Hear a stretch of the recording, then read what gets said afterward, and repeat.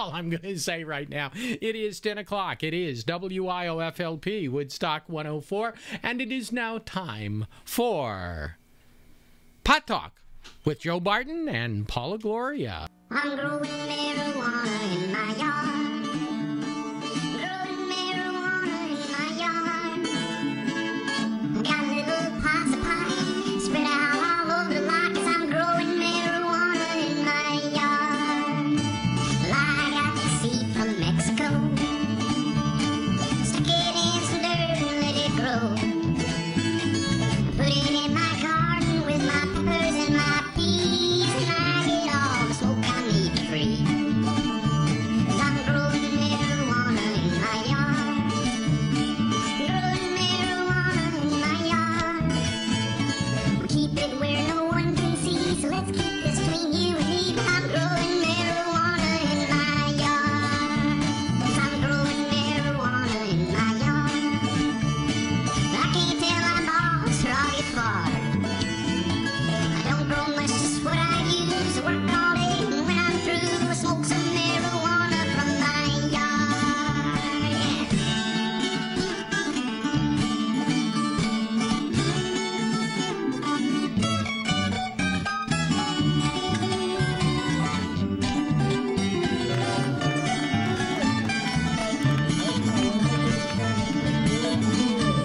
Now the policeman wants to talk to me.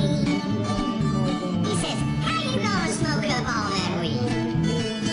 He says, money's what you're in it for. Don't you know we're in a war? And I'm gonna haul your ass downtown with me. I said, hey man, what is it to you? How do I infringe on what you do? Well, I beg your pardon if you're offended by my garden. I just can't grow Prozac in my yard. So I grow my own medicine in my yard. I give some to my neighbor for his harm. Share it with my grandma who keeps it from her son. 'Cause we all know that's dust against the law. Now there's nothing growing in my yard. Those cops will call my lane, both will come. Now I have to buy my pot from a teenager in the parking lot who's growing marijuana in his yard. Christie, partisan order. Christie's a dope. Partisan order. Christie's a dope. Never mind the And let's make it more legal. Forget what they're doing in Colorado and Washington. Too many regs. Deschedule, now reschedule. See you at the rally. Okay. I don't have her number. How you doing out there in radio and television land? Another episode of Pot Talk. And that guy who just sung the song, well, Paula, you tell him. Well, we're so excited, everybody. We finally found Ben Scales. For those of you who watched that Pot Talk song, you know, the visual that I picked up on the internet, and it was in 2010 when Joe and Jay were before Donald Williams in Kingston in October, that I picked up this song from the internet and most of the graphics, and then what I did was I was learning Final Cut 7, so I overlaid the song with the words. And at the end, we always said, thanks to Ben Scales. And Joe always thought that was a pseudonym, right? A pen name? Yeah, and we were trying to find him for a long, long time. And finally, Paula, through the internet, has found him. I was digging around with some of the Dana Beal interviews, and that's how I found it.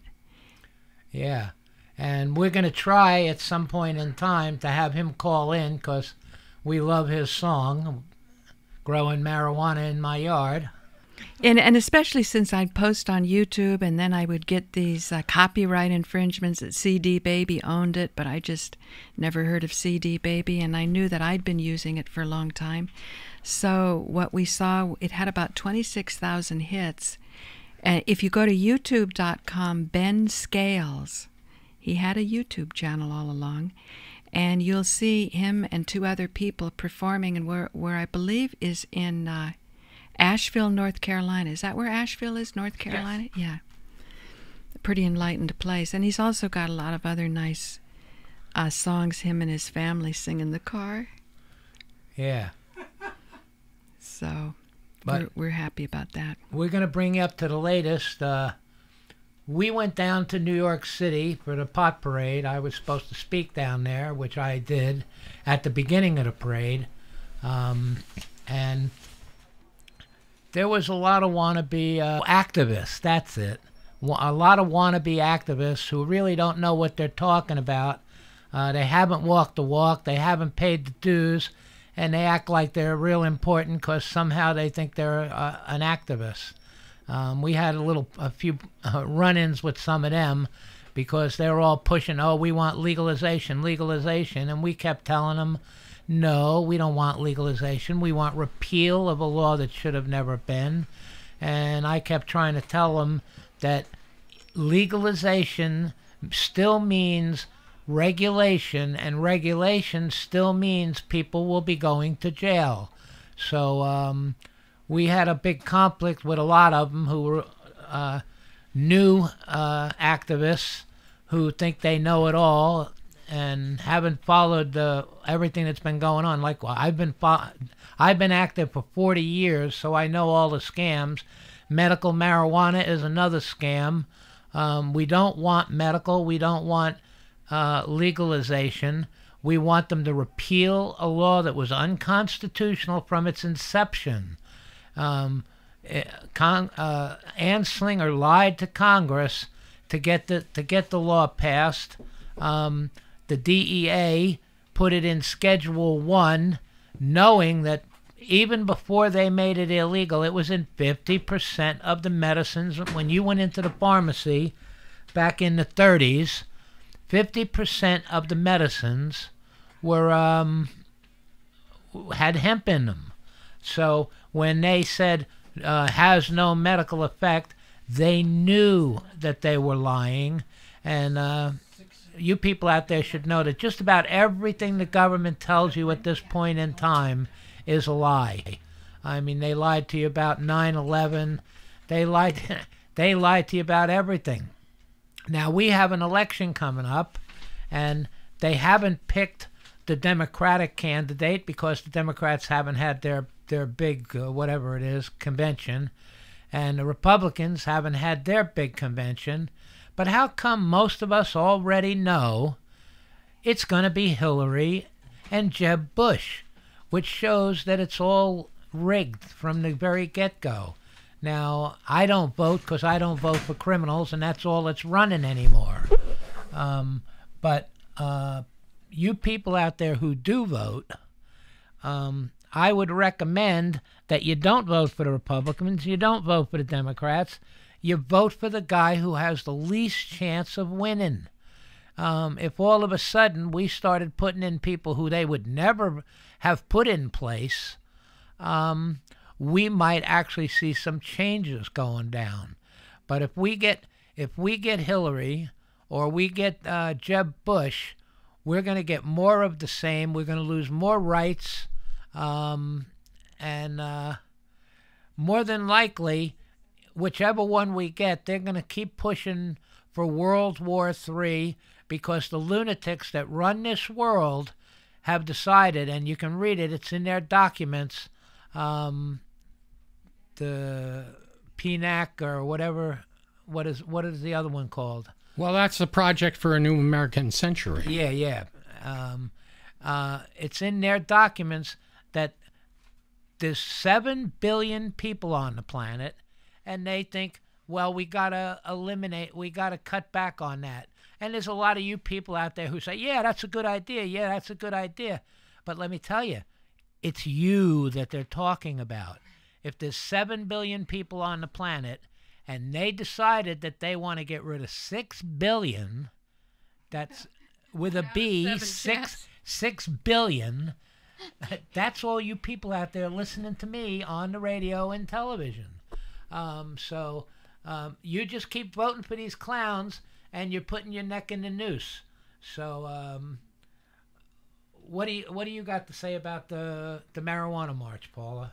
We're going to do more on that. We met a lady down there who's got the same rap as we've been saying, so we asked her to call in so you can hear it from somebody else other than us. Well, actually, I was more impressed than I thought I would be because it was starting at 32nd and Broadway, and I knew that not to be a very large area, but I thought that Dana did, a pretty good job of organizing under the circumstances that he was in. He's on probation, so apparently he's not able to speak, which makes one question, probation taking away your right to speech. But like I say, the caller that's going to call in, she was a real breath of fresh air. And there were other people that once they got the argument about repeal, they would have been quick learners. So it made me realize to be very grateful that I ran into you and Abigail when I did. I met Joe at a marijuana rally in Albany, April 30th, 2010. And somebody showed me a postcard and it had all the relevant points. I'd never seen any marijuana march or activity that said free the prisoners. Now, even though today you're talking about LEAP, you want to speak about LEAP? Yeah, down at the rally, we spoke at the beginning of the rally because they weren't letting the old-time people talk, the old-time activists. At the rally when it got to the Union Square, and it was basically who controlled the rally at Union Square was normal, boo, and LEAP, that's law enforcement against prohibition. Now, when you hear law enforcement against prohibition, it sounds like they're on the same page as us. And they want repeal, but no, they don't. They want. I agree with LEAP when they say that they want to free all marijuana, all drug prisoners, and they want to stop more prisoners from going in. On that, I'm in agreement with LEAP. But then here's where the hook is. They say, "Oh, we want to tax and regulate." Now, marijuana is an herb, and before there was ever any laws against it, every farmer could grow it. It wasn't taxed till they started the Marijuana Tax Act, but before that, no farmers ever paid a tax on it. And you don't pay taxes on tomatoes when you get tomatoes at the store.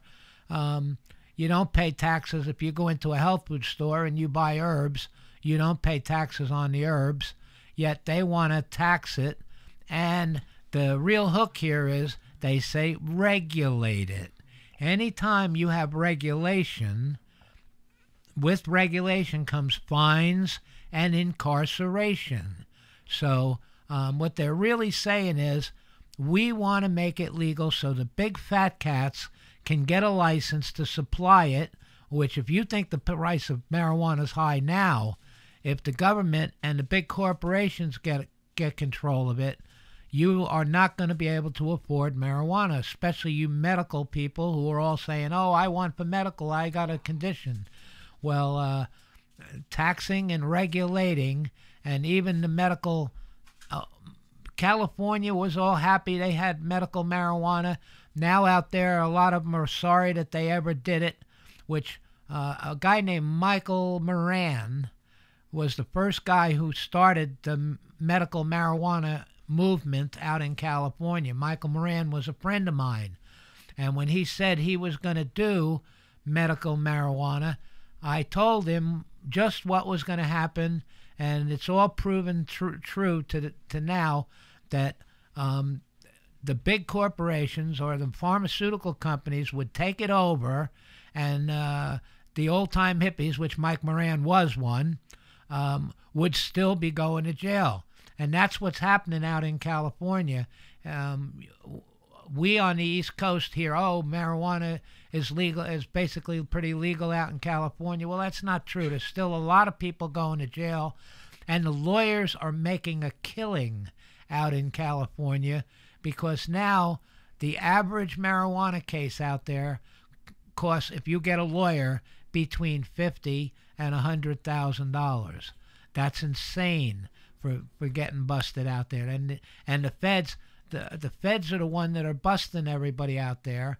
But now the feds are giving money to the local sheriff's department to do busting, even though the law out there was changed. They had the people, what was it called, when all the people voted it for the law? Referendum. All right, the people had a referendum and said, we want medical marijuana. But now a lot of the sheriffs out there are getting paid, getting big money from the federal government, so they're ignoring the referendum and they're busting medical marijuana suppliers. And in Oregon, it's pretty much the same thing. And the only place that's still relatively free, even though it's not free, is Colorado. Colorado probably has the most liberal laws on it. But I'm sure it must be still very tricky in Colorado, because there was a guy, Captain Cannabis, who was really looking forward to coming to New York at the height of the Rick Simpson Run from the Cure, going around on the internet.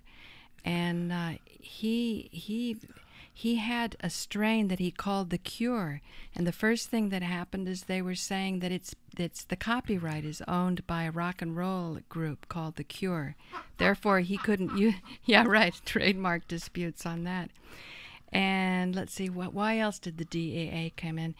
It was very scary for him. He was starting to do wonderful things. He had, he had his uncle who had cancer and gave him so much oil that the uncle's wife couldn't even hear his heartbeat with the stethoscope. She couldn't hear him breathe. She thought he was dead. And he emerged from this cancer-free. Cancer-free, yeah. From this deep sleep. So it's almost like they were doing their own, the feds or the state is doing their own research and development by letting the cultivation just sort of roll, letting the research roll, and then they rein it all in, and pretty soon the person who thinks he's on his way to a sustainable livelihood finds himself or herself with an ankle bracelet tending to the man's plantation. It's like they don't even put you in jail. They want you to grow the pot that they want to distribute. We have our caller on the line. Are you there? Hello. Hi, I'm here. All right, wonderful. Why don't you tell our guests who you are, our radio audience? My name is Kimberly Krepp, and I'm from the Capitol District Cannabis Consortium, Americans for Cannabis. Okay, why don't you give your rap, and I'm going to slip out and have a cigarette, so talk away, and I'll be right back. Just before you speak, Kim, for people in this neck of the woods, they still remember the work of Abigail Storm, and she used to have a public access show called The Hemp Controversy, and she did New York Camp.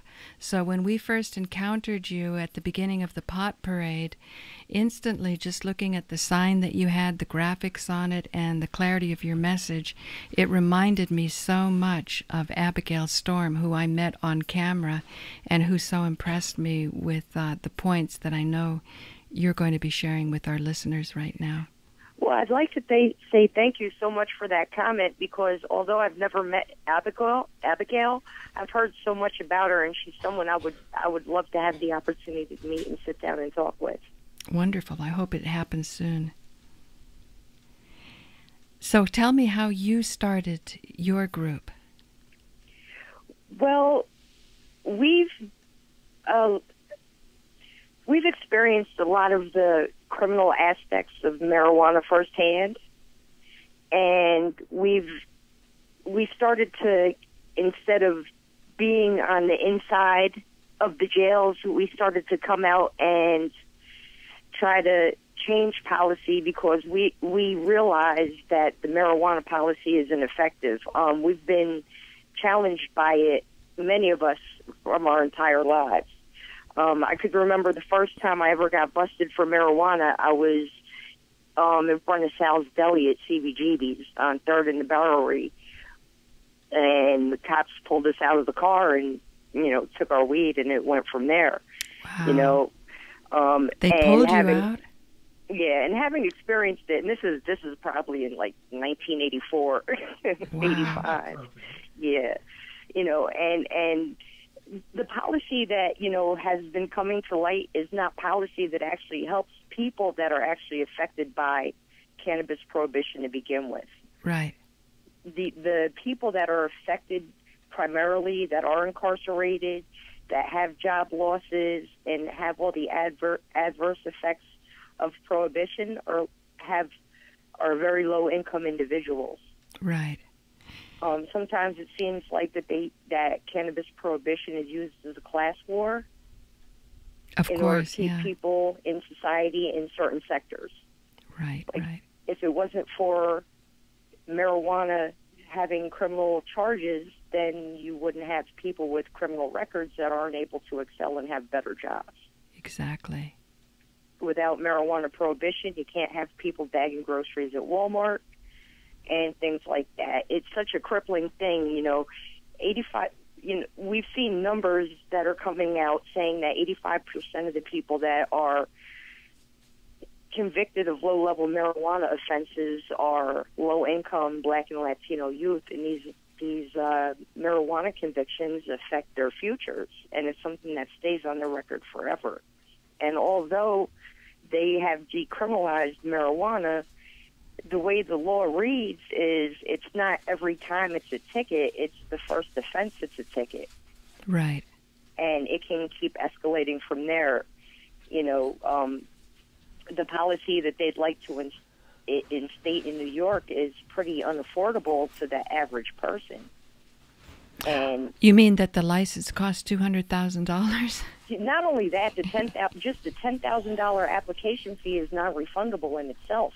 Oh my goodness! Did you know that, Joe? It's a $10,000 non-refundable application fee to get a license. Yeah. To grow marijuana. Yeah, I saw that. Wow. I'd like to point out, back, I think it was 71, could have been 72 because I'm not great at years, but we had 100,000 people came to Washington, and back then we were saying legalize marijuana, right? We didn't know about repeal at the time, and Keith Stropp and another lawyer, his partner, who started NORML, came to a bunch of us activists and a lot of the big dealers. At the time, I was a big dealer. I was making a lot of money. And he asked me to come to the first annual... marijuana march? No, NORML meeting, right? And a bunch of activists... Tell people who don't know what NORML means, what N-O-R-M. No, let me finish what I'm saying. Okay. A bunch of activists and a lot of big dealers went to the first one. And outside the meeting, Keith Stropp approached me and another big dealer at the time. I don't remember his name. And he said, we really could use your support and we could use some funding. And and I said, well, what exactly are you trying to do? And he said, well, we're trying to decriminalize 2 ounces of marijuana. And I said, well, yes, I don't like that you're trying to decriminalize. What about freeing all the people and stopping all arrests? And he said, well, we got to take little steps. And he said, we want you to support us for doing 2 ounces of marijuana decriminalized, where there's no penalties. And I said to him, I can't support you on that. That means lawyers like you will be able to sit around your office and smoke pot and not have to worry about getting busted. And dealers like me and most of my friends will be going to jail. And then it was time to go into the meeting. And this other guy that was there too, another big dealer, I wish I could remember his name, who also was against it. When we were going into the meeting, Keith Stropp pointed to me and he pointed to this other guy. And these 4 football player type guys grabbed us, threw us in a room, and locked us in the room so we could not speak at the first NORML conference. And I can believe it. I've had my share of the legalizers trying to throw shade at myself and my organization in order to, take the focus off the message that we're trying to bring. Yeah, let me. In our opinion, legalization is exactly what you said it was. It's for the lawyers, it's for the politicians' children, and everybody else is still back to square one. Right. And now the federal government is saying if it's legal in your state, then and you follow your state's guidelines, then they won't interfere. However, if you interfere with state law, then the feds will automatically step in. So great. All the poor people are now going to be facing, or not even just poor people, middle-class people. Everyone, except for the wealthy, are going to be facing charges on a federal level instead of a state now.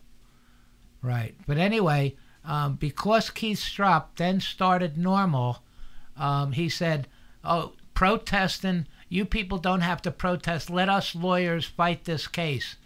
Had he not done that, the next year we would have had 1 million people in Washington, D.C., and we probably would have got it legalized back then. And then we would have started pushing for repeal of all the laws. But as far as I'm concerned, Keith Stropp and NORML subverted the movement. And when we went down into the city to the marijuana march, who was talking at the main stage? All the old activists weren't allowed to speak, like myself or Dana or some of the other people that have been doing it for 40 years. And LEAP was the main people speaking there, controlling the stage. These are the same cops that used to bust us that have now taken over the marijuana movement, and they're going to tell us, we're going to tell you what the movement should be. And they're pushing for legalization, regulation, and taxation, which all the old-time activists are against that. And it's now been taken over. The movement has been taken over by LEAP and NORML completely. Yes, it has, and I can agree with you there, and the DPA as well. Yeah, go ahead. Say whatever you want to have to say. Pretty much, it's difficult with the legalizers because they really don't like to let our voices be heard. And it's unfair because the true freedom lies in repeal. Legalization wants people to agree to a controlled substance to be a certain amount that is acceptable by society for use. Well, whose society standards are they judging in order to evaluate the use when, to begin with, marijuana shouldn't be illegal to begin with? With the Schaefer Commission, when marijuana was originally placed on the Controlled Substances Act on a temporary basis in the early 70s, the Schaefer Commission was hired in order to evaluate marijuana to see if any of the reports coming back saying that it caused people to be crazy and lethargic and criminal-minded were true, and what to really do with cannabis as a controlled substance, if it should be there, if it shouldn't be there. Well, the Schaefer Commission came back and they said that everything that was ever said about marijuana, all the adverse effects such as psychosis and bad behavior, was just born of racist hype, and that the best solution was to repeal cannabis prohibition.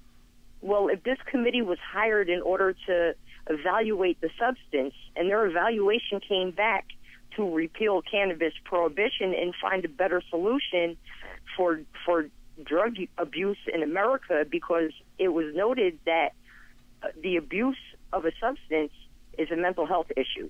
It has nothing to do with the substance at all. And the Schaefer report even said that and stated that. Let me jump in on that, because I was quite aware of that at the time. And when the Schaefer Commission gave their report to Nixon, Nixon said in 2 weeks he'll make a statement on it. And in 2 weeks he came out on television and he said, even though the Schaefer Commission said that it's harmless and that it was alienating a generation from society. He said, in his opinion, he didn't believe that America wanted its children taking drugs, so he turned it down. Right. So personal opinion has taken the place of science. Yeah. Yes. And law. Yeah. And law. And law. And it was also the Canadians did the same thing and said the same thing, that marijuana does no harm. And Mayor LaGuardia, back when Anslinger started this, saying that marijuana was all creating all these problems, Mayor LaGuardia appointed a commission. I think it was called the LaGuardia Commission, and they came back and said the same thing. And Mayor LaGuardia was fighting it back then and trying not to make it illegal in New York State. And that's the story. I can quote LaGuardia on that from his speech. Go ahead. And it says, prohibition cannot be enforced for the simple reason that the majority of the American people do not want it enforced, and they are resisting its enforcement. That being so, the orderly thing to do under our form of government is to abolish a law which cannot be enforced, a law in which the people of the country do not want enforced. Wow. What year was that, Kim? 30, let me check, hang on. I know it was 30-something. 1930? Well, no, it was later than that. But 1939? It was when LaGuardia was governor of New York. That's all people need to know. It was 38. I think it was 38. 38. Wow, what a speech. Yeah, LaGuardia was cool. Yeah, he was. But right now, I was really depressed at the marijuana thing because we had all these wannabe activists who don't have a clue of what the movement is really about, running around going, legalize, tax it, regulate it. And they don't have a clue what taxing, regulation, and legalization does. And I had a bunch of arguments with them, and quite a few of them, like you, got real uptight at me. And, had they been able to, they would have attacked me on it. But I've been around too long for that. I usually can shut them down because most of the time they're amateur activists. Yeah, they were going pretty hard on me there too. Yeah, you were, for us, you were a breath of fresh air. You were one of the few young people that actually see it clearly. Well, I was very happy to have met you because we've been doing it solo. And honestly, we do, for the past 2 years, we've been doing the Global Marijuana March here in Albany, and we're lucky if 20 people show up. But we still do it. What time of year? We do it on the 2nd. Of May? We also, and we also do, we've done 2 420 rallies and a jury nullification, 2 jury nullification rights events in the park, in a small, it's a very small park, where we brought a grill and we cooked out for the community and handed out jury nullification information the day, the Saturday before September 5th, which is jury nullification day. And then on September 5th, for the past 2 years, we've been going to the Albany County Courthouse and distributing information for the Fully Informed Jury Association. Yeah, that's good. I was doing that for quite a while, too, the jury nullification. Yes. But we should get together and do a rally up in Albany together. I would love to. Do you have a sound system? I don't, but I can get one. Okay. And a stage. We don't need much more than that. You have my number. Stay in touch with me. And one of the best dates, I used to put on festivals for quite a while. When no one was doing the Woodstock festival, they stopped doing it. They asked Michael Lang if he was going to do a 20th anniversary, and he said he didn't think people would be interested in Woodstock after 20 years. Well, right. I went to the original Woodstock site about a week before the anniversary date, And there were thousands of people up there just hanging out, walking around going, wouldn't it be nice if it could happen again? Wouldn't it be nice if it could happen again? So I said, let's make it happen. And I put out some money, and we bought some lumber, and we started building a stage. And people said, well, what are you doing? We said, we're building a stage. We're going to put on a concert. And then all kinds of people started chipping in and giving us more money for the wood for the stage. And I had a friend who had a sound system, and I called him up and told him to come to Woodstock, to the Woodstock Festival site out in Bethel, the original one. And for 5 years, I put on shows out there, and I put on 5 Woodstocks and 3 Freedom Fests, where we had thousands of people, 10,000 people come. So I can get us some good bands to come and play. But the best dates. Maybe Ben Scales will come. The best dates that I've learned over all the years for putting on a festival or something is the 3rd week in July. The weather's almost always perfect. So let's start thinking about the 3rd week in July. Okay. And preferably during the week when the legislature's there, so they can hear us. When you do it on the weekend, none of the legislature are there, so it's not worth doing, because it's just a bunch of hippies who all agree, and we don't get the politicians to hear what we have to say. Well, the way Albany's set up, it's pointless to even go to the Capitol on the weekend because no one's there. And I've done past it. It's a major dead zone unless they're there or it's business hours. Yeah, I've done rallies up there under Freedom First Party. We started a political party called Freedom First Party. We're about freedom all the way, freeing marijuana prisoners, freedom on every level. Free your mind. Yeah, free your mind. And your butt follows. So we could work on getting permits. You're up there, right? Yeah, I'm up here. So maybe you could work on getting the permits on the Freedom First Party, because we've done them there before, so they know us. Okay. You can't deny a political party a permit. Did you know that? No, I didn't. Yeah, that's the value. A lot of times when people are, making this mad rush for 501c3s, in the regulations for 501c3s, you can't be political. But if you just come straight out and say we're a political party, then to deny you a permit would be to deny free speech, and the people who are issuing permits could very well be the agencies that your political party is addressing. So you can see the logic's very simple. And the Supreme Court has ruled that the parties in power cannot stifle a party in formation. So they can't deny permits to political parties. That's how the Yippies managed to do the marijuana parade for all these years, because the Yippies were a political organization. Okay. The first time I ever went on a pop march, I used to live on Leroy Street and in the village, and the first time I went, I was probably 12. Wow. And I never made it past 23rd Street. It was when it was from Washington Square to the UN. Oh. And for like 4 years, I never made it past 23rd Street. I would have to go home and go to sleep. I used to love that march. And it was a lot of fun, but it seems like it's gotten a lot more political over the years.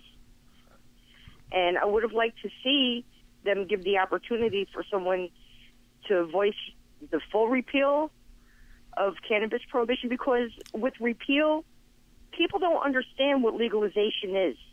And like I like to say, people hear the word and they're like, oh, legalization, we can do what we want to do. And they don't read what the rules and the regulations are. Yeah, they would not let me speak on the main stage. Dana hooked me up to be a speaker at the beginning of the parade, but the people who were controlling the stage, Leap and Normal, I've had run-ins with Normal for 40 years, and Normal never lets me up on any of their stages. Yeah.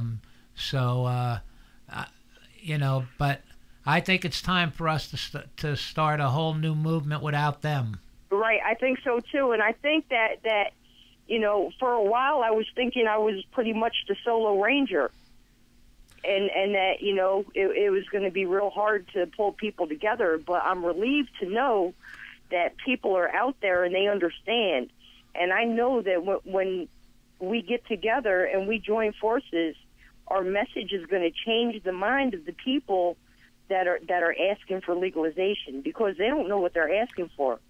When they hear the word legalization, they think it is what we're talking about. Yeah, they're getting sucked in. It's all Right. a scam. Normal and Leap are like Leap. You notice Leap says police against prohibition, but they're not saying we want repeal of the law. Right. They know how to use the words to make it seem like they're offering you something really good, while meantime all they're doing is putting it in the hands of the big pharmaceutical companies, the big fat cats, and the people who've been fighting for it for all these years are still going to be the ones getting arrested. Right, and we also have to look at the fact that LEAP is the members and the supporters, they're ex-DAs, lawyers, judges, corrections officers, police officers. All the Without guys that used to bust legalization us. and regulation and criminal penalties, their industry is going to shrivel up and die. That's why they'll never speak on repeal. Right. Because without us to fall victim to their propaganda, they're out of business. You got it. But doesn't NORML also say repeal and NORML? Isn't that repeal? They say repeal. Reform. No, they say reform. But it's like, to me, it's kind of like a Right. trick. They say repeal prohibition, but then they give you a law. That's Right. not repealing prohibition. That's extending it. No, There's a paradigm. NORML between- means National Organization for for the reform Reform. of marijuana laws. Right. Reform of Marijuana Laws. Was it ever repeal? I thought at the beginning it was repeal. Never. Never? No. That was what I had the big fight with Keith Strop about.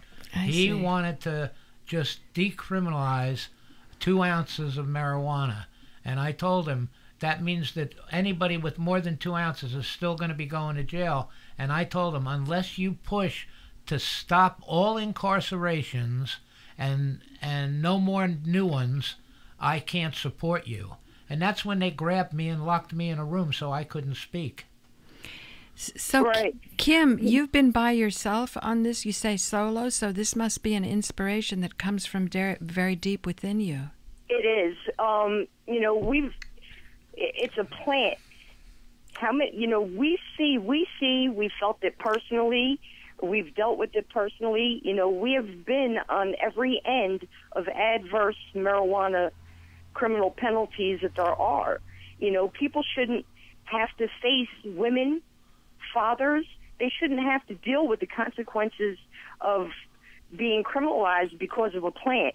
There's kids that are taken away from their parents. Like there was this girl, Alexandria Hill. Her parents were recreational marijuana smokers, and she was taken away from her parents. Her foster parent was abusing her. The parents were reporting that the foster parent was abusing her. They didn't really do anything about it. When they did change to another foster parent, the day before, after a visit, the father called and said like the girl's stuff was dirty and she was afraid to go back, and he felt like this foster parent was abusing her as well. And they paid him no mind, and that night the foster mother killed her. Oh, wow. And this happened, I believe, in Texas. And this is because, why did she have to die? Because her parents smoked weed. Why was it so serious for the government to take her away from a family? And that's all too common. Over the years, I've seen so many children taken away from parents. And not just that, how many families... The hospital here, St. Peter's Hospital in Albany, tests you when you give birth. So if you have THC in your system, then you're charged with neglect. Wow. And you catch a case, even though there's the what was the name of that study by Melanie Dreher, marijuana let me look. I have it right here on one of my files. Let me pull it up real quick. That's incredible. Okay, while you're doing that, I want to say how many families have been destroyed when a husband gets put in jail and then now the wife and children can't pay the mortgage or can't keep paying the rent, and they wind up moving out or living with parents. And how many families, when a husband goes to jail for 5 years, that when he comes out, is his wife still waiting for him? Or do his kids still know who he is? You know? Right. It's got to stop. This study that I'm about to speak on is something I wrote about before for some of my classes. The case study is called Prenatal Marijuana Exposure and Neonatal Outcomes in Jamaica, an ethnographic study. It evaluates 24 Jamaican neonates rated on the Brazelton Neonatal Assessment Scale. The study has proven that the postnatal developments of the user group at 30 days of age were more autonomically stable than their matched counterparts, as well as having a higher quality of alertness. Their motor systems were more robust and less likely to demonstrate imbalance of tone, having better self-regulation, needing less facilitator examination to become organized and judged to be more rewarding to the caregivers, as well as being less irritable. The study concluded that the better scores of the exposed babies are traceable to the cultural positioning, social, and economic characteristics of the mothers that were using marijuana that provides neonatal development and permits the cross-cultural examination of the misconceptions and assumptions formulated in Eurocentric cultures. Yep, and now all our hospitals, under Obamacare, this is a real bad thing. If you take Obamacare, any hospital, if they do a blood test on you and they find any drugs in your system, they are obligated to report it to the police. No. Right. I thought it was that if the police asks, they have to give it up. Otherwise, you have perfect privacy unless the police ask. That's the paper I read that they wanted me to sign. Yeah, but the police just say to the hospital, we want to know. Don't let them take a blood test. Yeah. Right. We want to know anyone whose blood comes back with drugs in it. There's so many little tricks in this Obamacare. People don't know. It sounds like a good thing. Oh, you're going to get medical health with Obamacare, but it's all been pre-programmed. In other words, if you have cancer, then they already have a formula that you have to follow that formula. If the formula says you have to have a biopsy and then you got to have chemo and radiation along with the operation, you can't walk in there and say, I just want it cut out. I don't want a biopsy. I don't want chemo. I don't want... They have formulas for whatever disease you might have. You don't have a choice under Obamacare. Right. You're signing your rights away, right? Yes. It's a very tricky position, isn't it? Right. Well, when it comes to the health laws, they're ridiculous. Look at the Compassionate Care Act in New York. I mean, how much freedom is allowing patients to go to 20 area hospitals to buy cannabis oil and pills? That's it? Wouldn't the true freedom be in allowing patients to grow their own medicine? Right.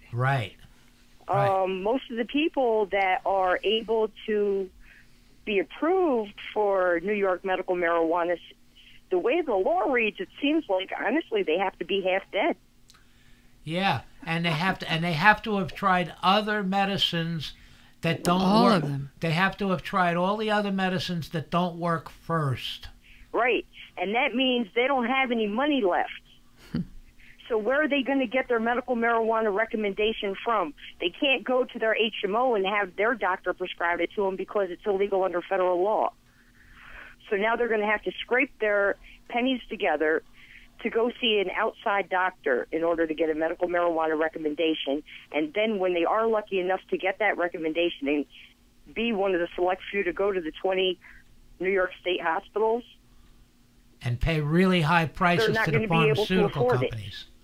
and pay really high prices to the pharmaceutical companies for something they could grow in their backyard. Right. Well, at one point, I'm glad he changed his mind, but at one point, Cuomo wanted to take the weed that was confiscated off the streets and use that for medical marijuana. Right. Well, that's kind of that is what's going on all over the country. People are so excited. Oh, it's legal, it's legal. But because of the regulations, if you break the regulations, they come in and take it, and what they take then becomes the supply for the dispensaries that goes to their. We had a lady out in Oregon who got in touch with us because we do a lot of law stuff, and we were going to help her with her case. Lindy Heiss. She had a medical marijuana license. Her boyfriend was on probation. She was a supplier, a medical marijuana supplier. And she had her 6 plants, which was all they would allow her. And she had one extra, she had been trimming the last plants while she planted her new 6 plants. And she had a couple little buds on one of the plants that she was harvesting, but she had her 6 plants. And when the probation officers came to her house for her boyfriend, right, and they found out that she was growing marijuana, they then brought in Child Protective Services and said, if you don't allow the police to search your house, then we're going to take your children. So she allowed the police to search her house. The police found that she had one scraggly little plant, more than she was supposed to have. She got charged with 9 felonies and 3 misdemeanors. And she wound up with an ankle bracelet on for a year. Now, it wasn't quite as heavy as saying, if you don't let us search, we'll take away your kids. They're just saying, as long as you cooperate with the police, right? And so what that is, it's forcing consent, because you don't want to be separated from your children or have Child Protective Services look askance at you. So people think, oh yeah, go ahead, and here you are. You think you're all compliant. You've got the license. And that's why I'm saying, if you don't look at this very carefully, you're not going to understand how this is. It's like, putting ankle bracelets and handcuffs on yourself. Right. And that's the way it's going to be in New York. Because honestly, New York is greedy, so they're going to want to make money. Yeah. So they're going to go after people. They're going to be looking for people to violate. By the way, if anybody wants to call in, No, we can't call in. Yes, no, they can. they can. Woodstock 104 is now upgraded. So if you, we have our guest calling in on another number. So call us at 679-9104 if you have any questions for Kim. And what's your group's name again, Kim? The Capitol District Cannabis Consortium and Americans for Cannabis, New York for Cannabis. How did you come up with the Capitol Consortium name? Well, we're the Capitol District, and we took the word capital with an O instead of with an A, because even though Albany is known as the Capitol District, because we were kind of making a joke about, capital is where the laws are made from. Albany makes the laws. We want to fight the laws. So we're the Capitol District Cannabis Consortium, because there's more than one of us, even though there's a few of us. That's great. So it's kind of long, but we try to take care of it. And then I have other affiliates at Americans for Cannabis, which are great. We have chapters in every state, and we're always there looking for people that would love to come and help us voice on repeal. All the ones in the other states are also on repeal? Yes, completely on repeal. None of us support legalization. Wonderful, wonderful. So you have found people in a lot of other states. Right, but unfortunately, we don't have, the economics to get together and to put our numbers together. And for the past couple of years in Albany, it's been real difficult trying to get people together. At one point, I tried to get recreational and medical marijuana together to throw a rally at the Capitol and have bands and try to show a joint force to show our representatives that we need to be represented, and it doesn't matter if it's recreational or medical marijuana, the stuff that they're writing needs to be rewritten and repealed. Yes. Because the bottom line is, when we look at cannabis, cannabis can be entered into any industry, food, fiber, fuel, or medicine. Henry Ford made a car out of it. The ethanol was created from hemp.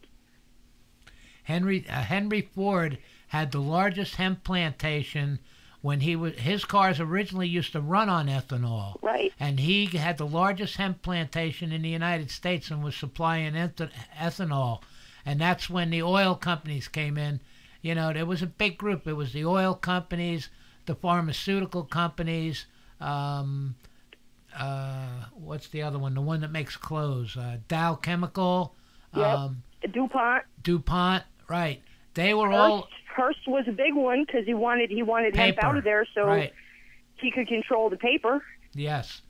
And that's who brought about the making marijuana illegal. It was not. It really had nothing to do with health or with people having problems with it.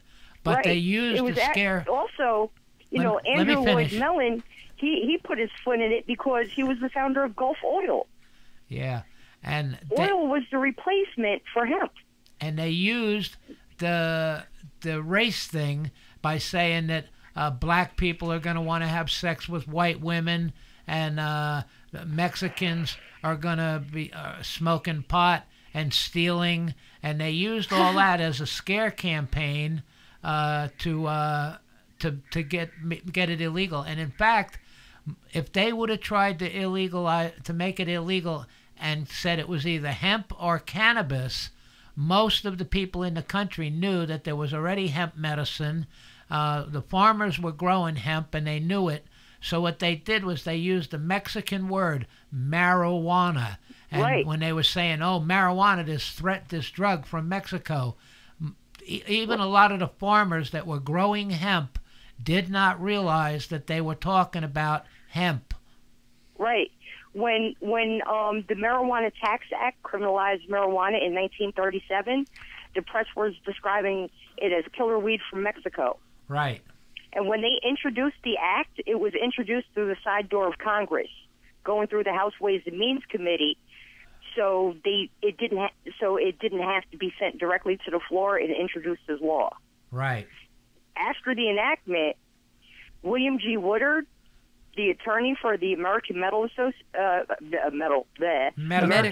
Association, he said the entire fabric of federal testimony was tabloid sensationalism. No real testimony had been heard, and that the Marijuana Tax Act was passed in ignorance and could possibly deny the world the potential medicine in marijuana. He also continued that the only reason the AMA had not come out sooner was that he had realized 2 days before the hearings that the plant Congress intended to outlaw was cannabis.